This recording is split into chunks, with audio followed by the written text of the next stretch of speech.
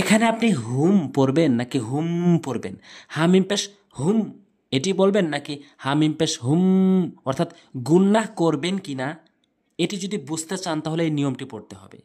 আপনি কোরআন শরীফ পড়তে জানেন, কিন্তু এই মিম সাকিনকে গুন্নাহ করতে হবে কি না, গুন্নাহ করা যাবে কি না, কতটুকু বুঝতে পারছেন আমি জানি না, তবে এই নিয়মটি পড়লে আরও স্পষ্ট হয়ে যাবে।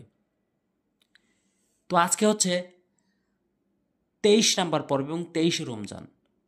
অবশ্যই চ্যানেলটি সাবস্ক্রাইব করবেন পরবর্তী ভিডিও পাওয়ার জন্য, আর ভিডিওতে একটা লাইক দিবেন, কারণ আপনার লাইক দেওয়ার কারণে ভিডিওটি অনেকের কাছে ইউটিউব পৌঁছিয়ে দেয়, আর পৌঁছানোর কারণে আপনার সওয়াব হবে।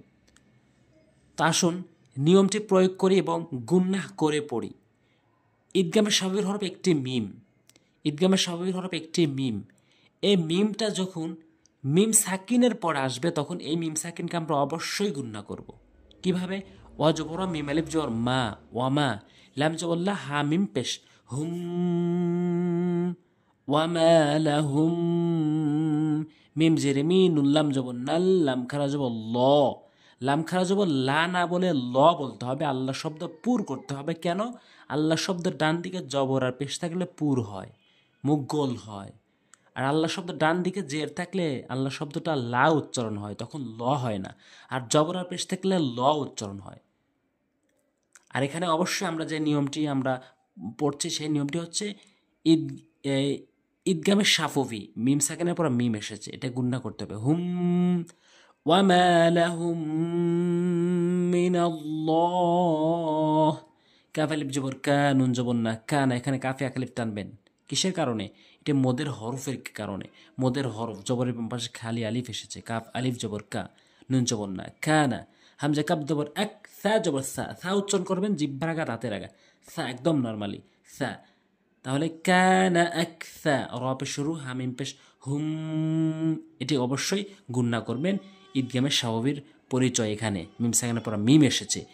আকসারুহুম মুশরিকিন, মিম শিন পেশ মুশ, র জেরে রি, কাফ ইয়া জেরে কি, নুন জবর না, মুশরিকিনা, ওয়াকফ করলে মুশরিকিন, কানা আকসারুহুম মুশরিকিন।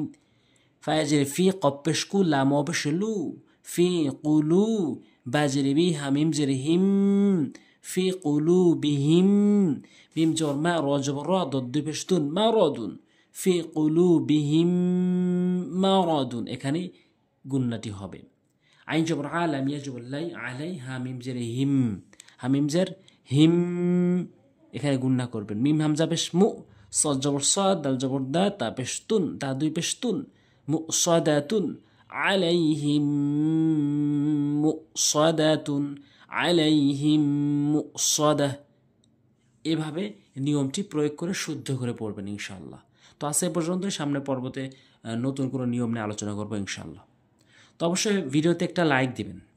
আজ এ পর্যন্তই। আসসালামু আলাইকুম ওয়া রাহমাতুল্লাহি ওয়া বারাকাতুহু।